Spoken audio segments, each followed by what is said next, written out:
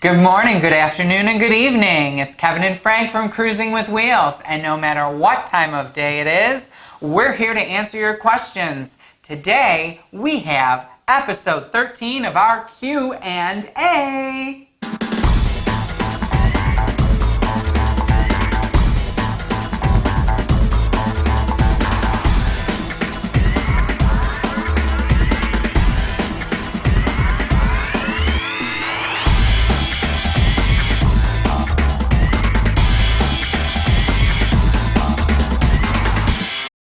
Happy Valentine's Day, guys! The first airing of today's episode is Valentine's Day, and Frank and I want to wish everybody a healthy, happy, and loving Valentine's Day. Happy chocolates to everybody! Welcome to our Q&A. We're going to go over some questions that have come in via YouTube, via Facebook, Instagram, or Snapchat. Right. But try not to snap me too many questions. It's hard to keep up with that because it only shows up for a few seconds. And then poof, it's gone. So. And I have the memory of, I don't know what has a bad memory. It's bad. Whatever it is, it's bad. We have lists everywhere. Lists. Okay. So let's get started. Yeah. What's our first question? Well, this first question comes from Barb. And Barb asks the question, what is a hump room and why is it desirable? Oh.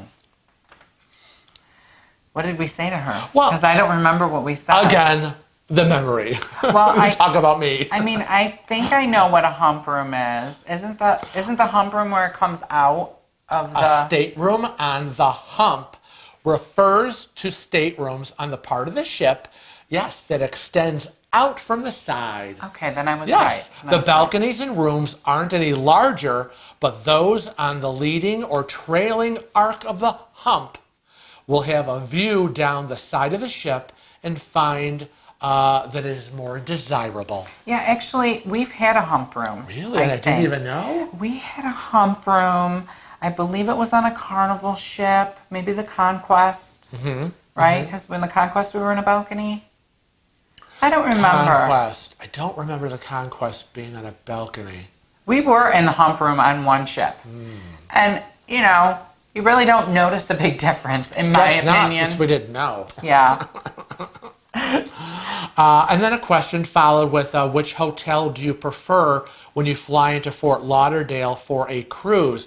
Well, Barb, we've never left on a cruise out of Fort Lauderdale. So far, we've only sailed from Miami. Though we have flown into Fort Lauderdale, when we get into the Fort Lauderdale airport, we immediately get our GroundLink private car service, and we do the 45-minute drive to Miami, and we usually stay in a hotel in Miami.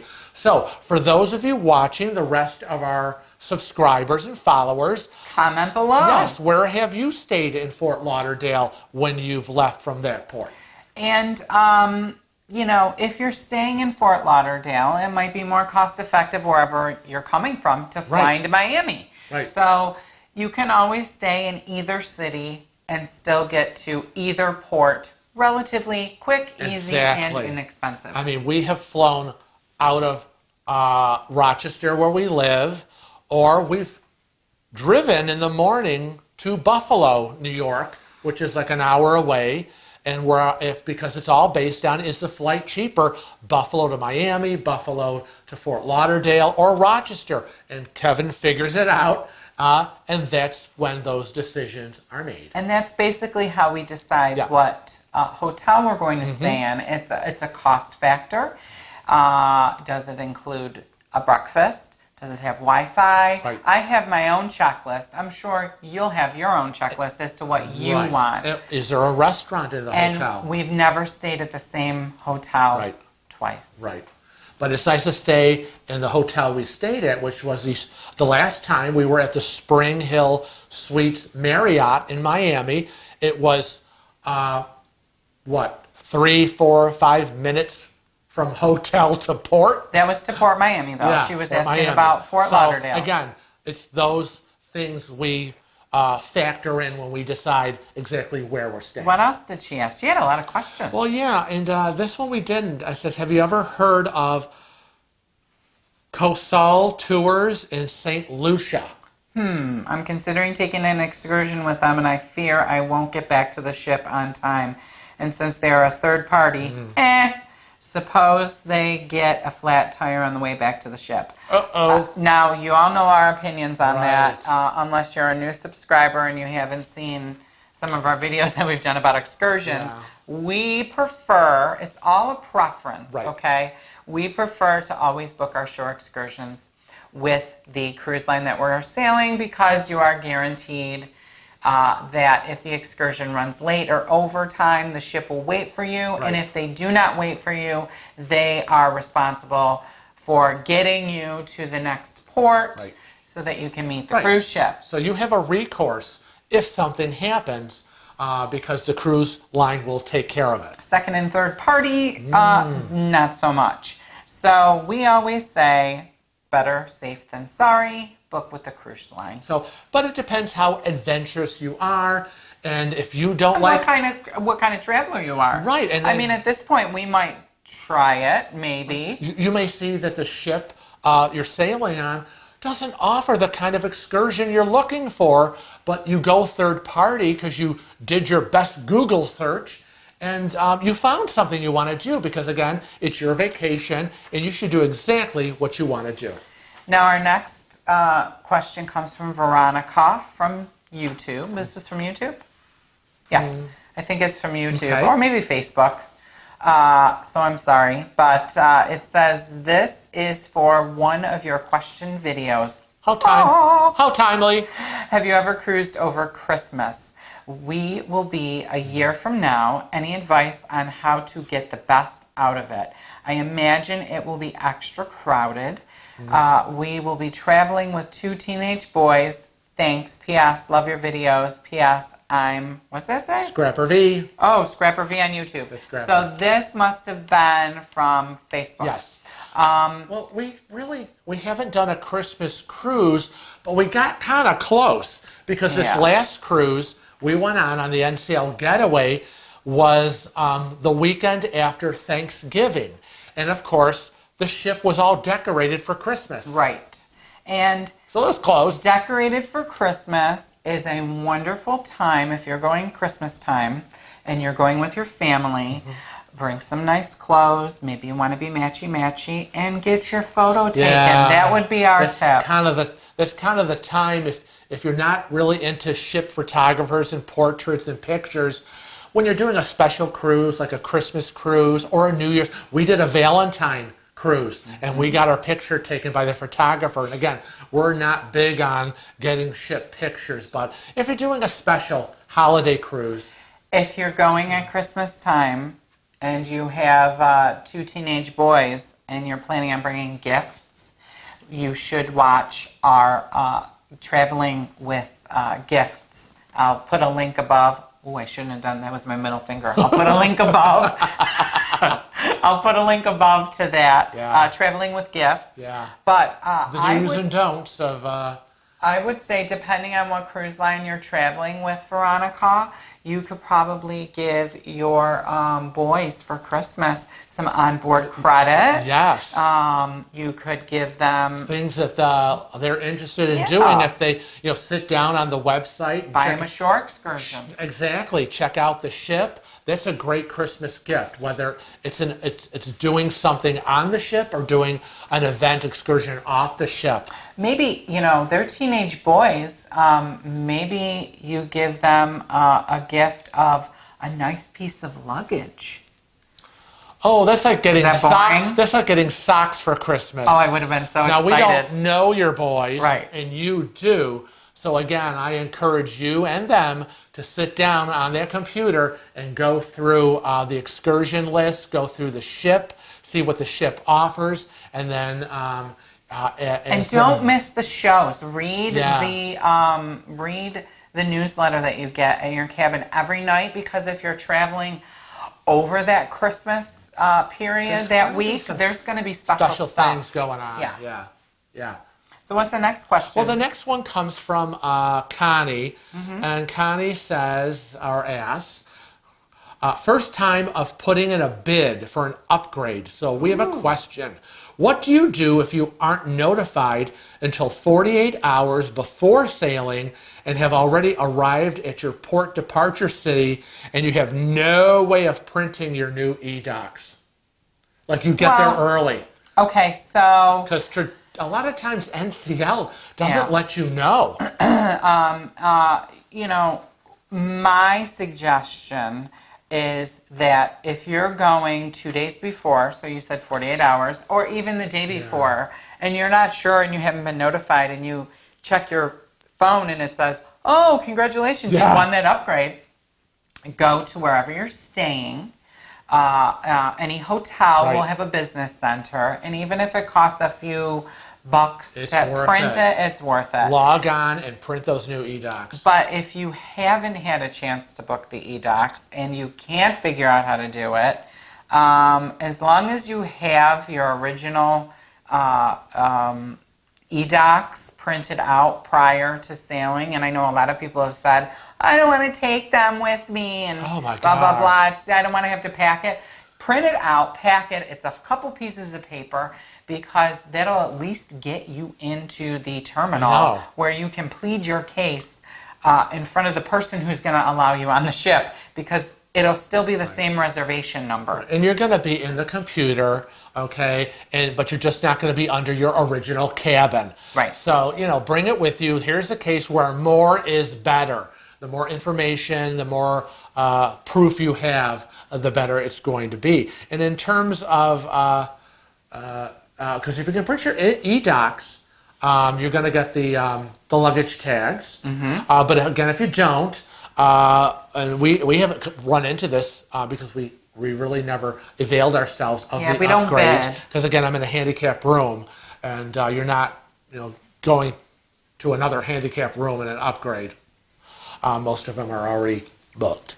But other people have said not to worry, because the dock workers outside that collect the luggage have blank ID tags. Yes, you want to make sure that even if you don't have those e-docs and new luggage tags, that you know the new cabin number that they put you in. So, again, have everything with you as much as you can from home, and get to a computer wherever you can before you board. And what's this one? This one comes from Facebook too, and it's from Arliss. That's from Arliss. And they write, I'm sailing on the NCL Getaway next month, 7-day Caribbean cruise. Accompanying me will be my cousin, her first cruise, and this will be my second. I'm hoping she enjoys herself. She's kind of leery. I heard you mention in your vlog about the lousy internet service on the ship. My needs to be able to communicate while aboard to her son. Besides the internet, what would be other options for her? Well, it's interesting. What are the options? Well, option A is you can use the phone in your cabin. I mean, if you really need to call and you're really worried, who'd you leave them with that you're that worried? I know. That's what I would be asking. Now, the cabin, they'll charge that to your onboard account, and it's usually $1.99 up to maybe $4.99 per minute for ship-to-shore calls. So we generally say, don't do that. You can also, option B would be wait until you're in port and use your cell phone. Exactly. Of course, you want to check with your cell phone carrier prior to your sailing to make sure that your cell phone will work in that country, that you will not be charged outrageous roaming fees. But a lot of the cell phone companies now have cruise plans or additions that you can add. For example, Verizon, which is what Dave and Darlene use, they sign up before they leave for, I forget what it's called, but it's like a cruise package. And if they need to use their phone, they're only charged for that day. So it's $10 a day, but only if they make that call. Well, that's cool. I mean, we get off the ship, we're in port, and you turn your phone on and you text, "Hi, in Costa Maya, right. we're still alive, just to let you know, bye." Right. Usually texting is cheaper and allowed in all these different countries, usually. Now, I know our phone is through T-Mobile, and we have a great plan, but most of the plans on T-Mobile offer use of your cell phone for Wi-Fi purposes, or the internet rather purposes, and texting for free in 128 different countries. And most of those countries I can call, but it's just a little bit more. Now, the last option is buy the internet package or whatever that the ship offers. But a lot of times we have found it's kind of hit or miss. It's hit or miss. It's dicey because it's going to depend on when we get the question. We often get the question about internet on the ship, and is it worth it? It's hard to say because it's going to depend on the ship you're sailing. It's going to depend on the cruise line you're sailing. Has it been upgraded? Their internet, their tower, their satellite. Right now, I mean, you're not going to know until you buy it or do your research. Right. We were on the NCL Bliss, Alaska. It was amazing. He was amazed. We loved it. However, Scotty, our friend Scott Singer from Scott Singer Cruises, was on the Bliss, and he said it sucked. Right. So I think it depends. There's a lot of variables. Right. It's going to depend on what kind of equipment you're using, what kind of equipment upgrade the ship has. I know. We just came back from the NCL getaway, and you were very disappointed with the internet. Yeah. So those are your options for communicating home. You could also use the internet cafe and use their internet there if you just want to send a quick email and not buy an internet package. Right. I mean, there's a variety of ways that you can communicate other than carrier pigeon or running to the nearest phone booth in Mexico. And as far as emergencies are concerned, so if an emergency happened on land with your son or her son, or whoever's son, someone's son, there is a phone number on your eDocs that they can call to the ship. Right, and get a hold of you. It's like a transfer service kind of thing. So it goes to the corporate, and then they pass it on to the ship, and then they could get you the message. Right. So don't feel that. Don't panic. Don't feel that you're isolated and out of touch and on another planet. You're not. The next question comes from Katie. Again, we get this a lot. When is your next cruise? Well, fingers crossed. Our next cruise is September of 2019 on the NCL Escape, going to New England and Canada, and we will have another YouTube channel on that cruise as well. Yeah, D&G Explorers. That's right. It just so happens that Derek and Gregory from D&G Explorers will also be on the NCL Escape. So that's exciting. Now, I should tell them why I said fingers crossed. Why? Because I still have the hot water tank in my head. They didn't hear about that. But last week, our hot water tank pretty much burst. And we had to replace it, and it was the cost of a cruise. So we are in recovery mode from that. But we're going to do everything in our power to still go on that cruise. Cash envelope vacation money is owed back. Charge must be whittled down a bit. But thankfully, we were lucky to call a friend who had... who's done other work does other work for us, and he came that day and then was here the next day to install the new one. We got such a pretty one. Yeah. But anyways, we'll be going in 2019, and then after that, so far, because we're also looking at a possible Virgin Voyage cruise in 2020, but we're waiting. Yeah, we're waiting because Today, this video is posting today, and today is when the Virgin Voyages cruise itinerary, scheduling, pricing, everything goes on sale. So, yeah, we have our fingers crossed. We're going to be looking at that. But we also have our January 19th, 2020 cruise on the NCL Encore. That's right. And that's our group cruise. And if you want to be involved in our group cruise, it's very, very simple. Right. You first have to email us at cruisingwithwheels@rochester.rr.com. There'll be a link in the description. I then will forward you all of the information on how to book it, who you need to be in contact with to book it, and what you will get for booking with our group. Right.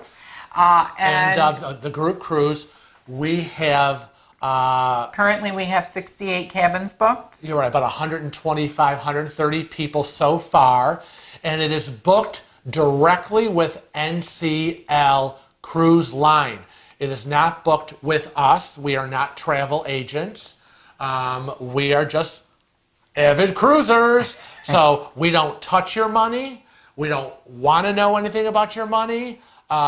We just give you the information, and it is specific information for you to follow and instructions of how to book directly with NCL. Right. You can only book it with one person. One person.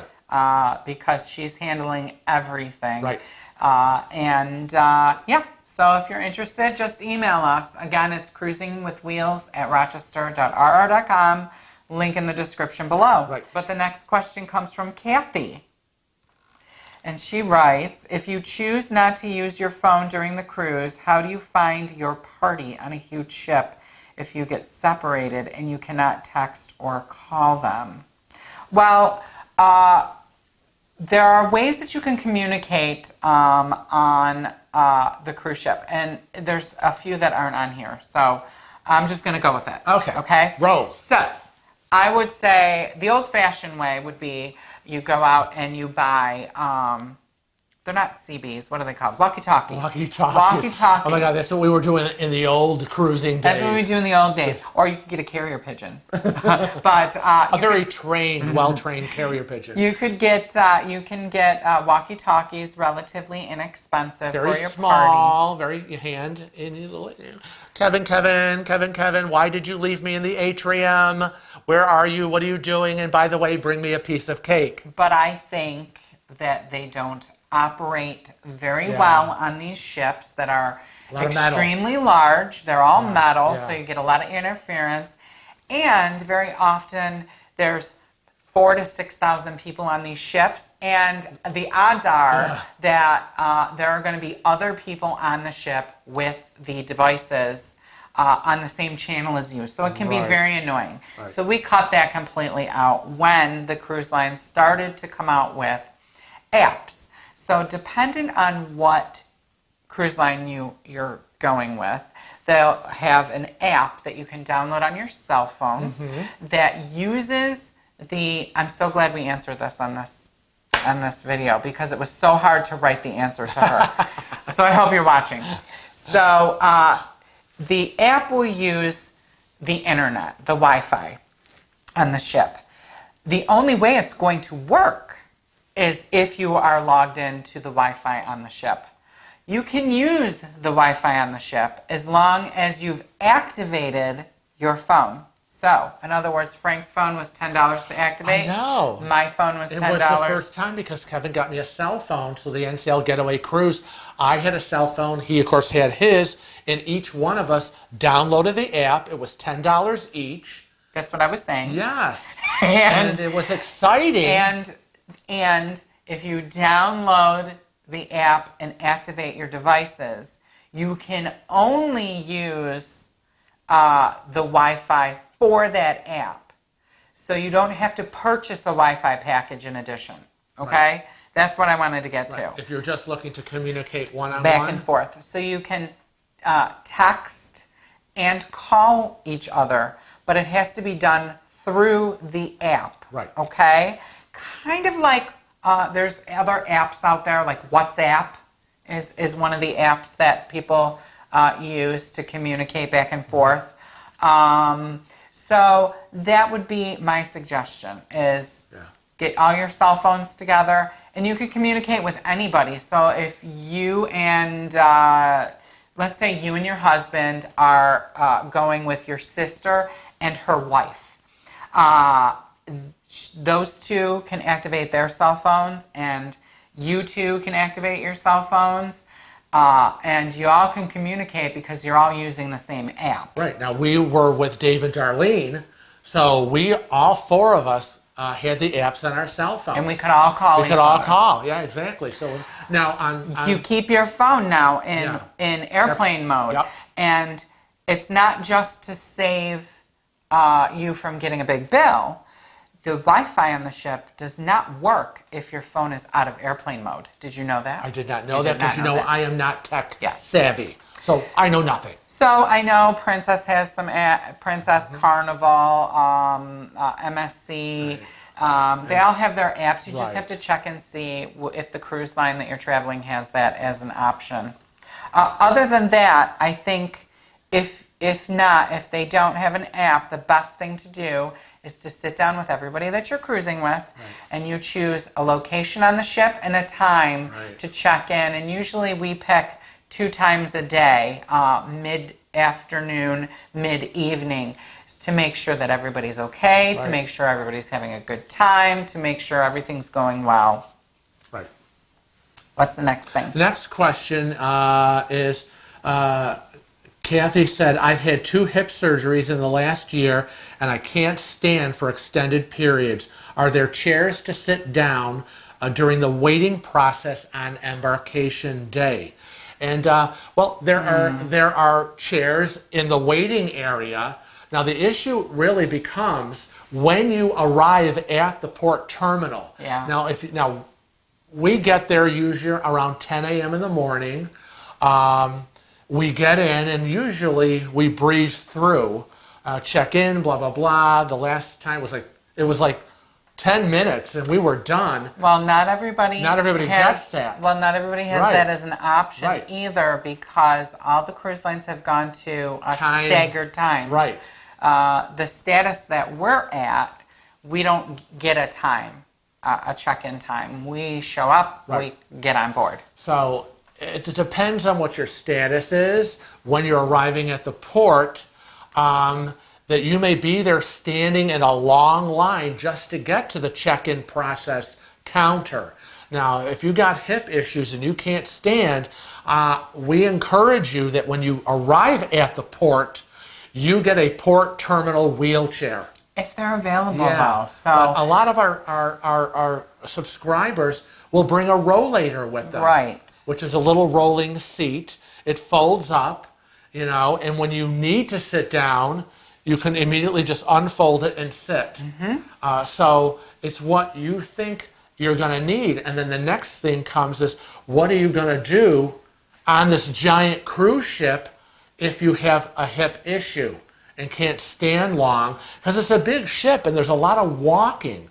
So you really need to really ask yourself, how am I going to survive on the ship, off the ship, wheelchair, scooter, rollator? Only you're going to know how your day goes. Right. Now, what's the next thing we Next, got? so what happens to the customers? Yeah, this was based on your story. You had that customer who went on that cruise, and her luggage with all her expensive clothes fell into the water. And when she got it back, all those beautiful designer clothes, and a lot of them were custom made for her because of her body type. She's not an off the rack kind of girl. Well, didn't you say they only gave her like a $600 clothing allowance? Yeah, they basically gave her a $600 closing allowance to spend replacing her clothes because a lot of the things shrunk or were stained. Right, discolored. The fabrics that if they got wet would never come back, dry clean only. Right, but I feel like that's a healthy, personally, I feel like that's a healthy budget. But the issue becomes... For me and you, we'd be like, $600, woohoo! But the issue becomes with different body types. Yes.